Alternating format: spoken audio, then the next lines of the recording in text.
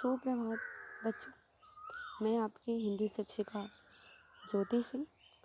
आज इस वीडियो में हम चर्चा करने वाले हैं कक्षा 10 के अंतर्गत पद्य के अंतर्गत समाविष्ट सूरदास के पद की। सूरदास के ये जो पद हैं वो विनीत भाव के पद हैं। सूरदास जी की इन पंक्तियों का एक बार सस्वर वाचन कर लेते हैं। चरण कमल बंदो हरिराई, जाकी कृपा पंगु गिर लंग है, अंधे को सब कुछ दर्शाई। बहिरो सुने मूक पुनि बोले, रंक चले सिर छत्र धराई। सूरदास स्वामी करुणा में, बार बार बंदो तिहि पाई। आइए इस पंक्ति का काठिन्य निवारण कर लेते हैं।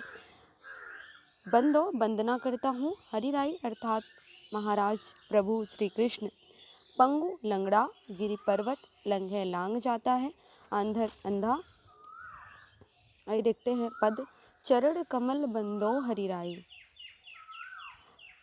इस पद्य में भक्त कवि सूरदास जी ने श्री कृष्ण की महिमा का वर्णन करते हुए उनके चरणों की वंदना की है। चरण कमल बंदो हरिराई, हे प्रभु मैं आपके कमलवत चरणों की वंदना करता हूँ। चरण कमल बंदो हरिराई, बंदो वंदना करता हूँ। हरिराई अर्थात प्रभु श्री कृष्ण।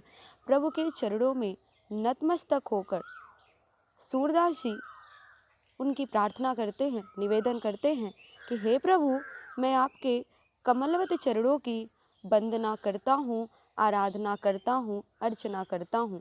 जाकी कृपा पंगु गिर लंघे, पंगु लंगड़ा, गिरि पर्वत, लंघे लांग जाता है। इस पंक्ति में प्रभु की भक्ति की महिमा का वर्णन किया गया है कि प्रभु की महिमा अपरंपार है, प्रभु में अपार शक्ति है। यदि कोई लंगड़ा व्यक्ति प्रभु की भक्ति में मन रमाए तो वो पर्वत भी लांग जाने की शक्ति प्राप्त कर लेता है।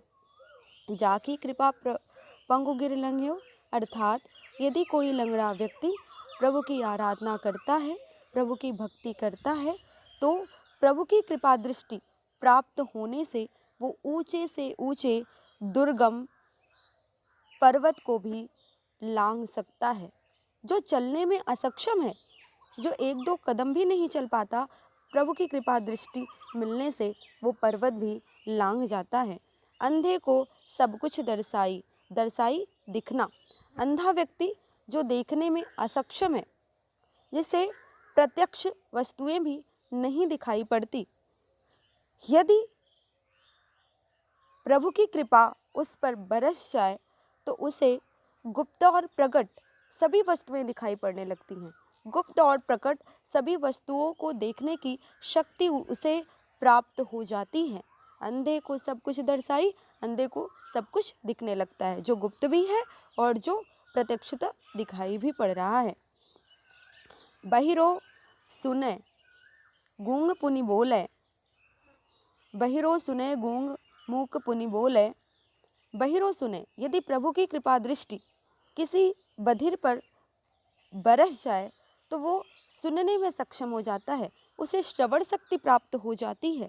मूक पुनि बोले, मूक अर्थात गूंगा, जो एक दो शब्द बोलने में भी असक्षम होता है, जो एक दो शब्द भी बोल नहीं पाता, प्रभु की भक्ति करने से और प्रभु की कृपा मिल जाने से वह गूंगा व्यक्ति दोबारा बोलने में सक्षम हो जाता है। बहिरो सुने मूक पुनि बोले, ईश्वर की कृपा से बहरा व्यक्ति सुनने में सक्षम हो जाता है और गूंगा व्यक्ति बोलने की शक्ति पुनः प्राप्त कर लेता है। बहिरो सुने मूक पुनि बोले, बहरा सुनने लगता है और गूंगा बोलने लगता है।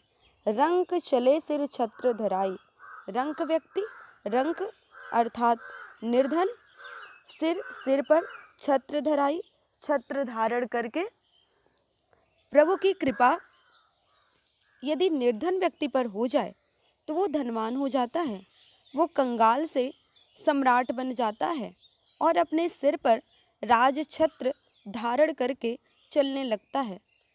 रंक चले सिर छत्र धराई, रंक व्यक्ति, निर्धन व्यक्ति, गरीब व्यक्ति, कंगाल व्यक्ति यदि प्रभु की भक्ति में मन रमाता है और उनकी कृपा प्राप्त करता है तो वो निर्धन से धनवान बन जाता है और अपने सिर पर राजछत्र धारण कर लेता है।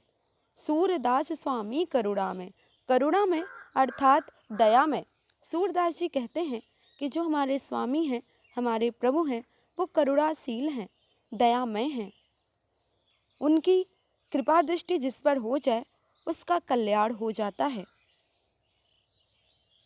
वो सांसारिक सुख को प्राप्त करता ही है, मुक्ति को भी प्राप्त कर लेता है।